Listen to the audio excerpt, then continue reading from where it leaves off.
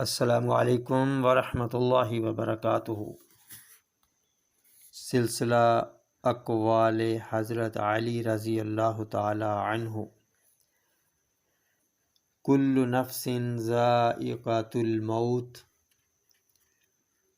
موت کی سچائی امیدوں کے جھوٹ کو رسوا کر دیتی ہے۔ مجھے اس شخص کی حالت پر تعجب ہے جو لوگوں کو مرتے دیکھتا ہے اور اپنی موت کو بھول جاتا ہے۔ بے شک موت کی ایسی سخت تکالیف ہیں جو احاطہ بیان سے باہر اور اہل دنیا کی عقل میں آنے سے خارج ہیں۔ ہمیشہ موت اور اس کے بعد جو حالات آنے والے ہیں ان کو یاد کیا کر، اور مضبوط شرط کے بغیر موت کی آرزو نہ کر۔ موت تمہارے سائے سے بھی زیادہ تم سے ملی ہوئی اور تمہاری جانوں پر اسے پوری قدرت حاصل ہے۔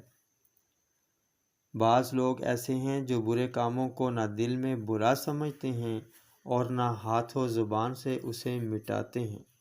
ایسے لوگ جیتے جی مردوں میں شامل ہیں۔ بے شک تیری عمر صرف وہی وقت ہے جس میں تو موجود ہے، کیونکہ گزشتہ وقت چلا گیا اور آئندہ کا کچھ اعتبار نہیں۔ بے شک موت میں اس کے لیے راحت ہے جو نفسانی خواہشوں کا قیدی اور ہوس کا غلام ہے، کیونکہ جس قدر اس کی زندگی لمبی ہوگی اس قدر اس کے گناہ زیادہ ہوں گے اور وہ اپنی جان پر بے حد ظلم کرتا رہے گا۔ بے شک انسان کے ساتھ دو فرشتے ہیں جو ہر وقت اس کی حفاظت کرتے ہیں، اور جب اس کی موت آ جاتی ہے تو اسے موت کے حوالے کر دیتے ہیں۔ بے شک سب سے اچھی موت یہ ہے کہ انسان اللہ تعالیٰ کی راہ میں قتل ہو جائے۔ اللہ تعالیٰ کی قسم، اللہ کی راہ میں تلوار کا 100 زخم بھی بستر پر مرنے سے زیادہ آسان ہے۔ بے شک جتنے لوگ زمین کی پشت پر چلتے ہیں وہ سب کے سب ضرور اس کے پیٹ میں دفن ہوں گے۔ بے شک انا للہ و انا الیہ راجعون کا مطلب یہ ہے کہ ہماری ساری چیزیں اللہ تعالیٰ کی ملک ہیں اور وہ ہمارا حقیقی بادشاہ ہے۔ ہمیں ایک دن مر کر اس کی بارگاہ عالیہ میں ضرور حاضر ہونا ہے۔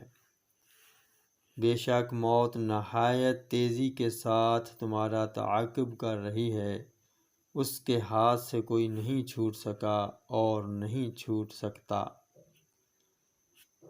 جو شخص موت کو طول امل کی آنکھ سے دیکھتا ہے وہ دنیا میں فضول امیدوں کے پیچھے پڑتا ہے، اسے موت دور دکھائی دیتی ہے۔ کھلے طور پر صدقہ دینا موت کی خرابی دور کرتا اور پوشیدہ طور پر صدقہ کرنا گناہوں کو مٹاتا ہے۔ بلا شبہ موت ایک ایسا ملاقاتی ہے جس سے لوگوں کو الفت و محبت نہیں ہے۔ السلام علیکم ورحمۃ اللہ وبرکاتہ۔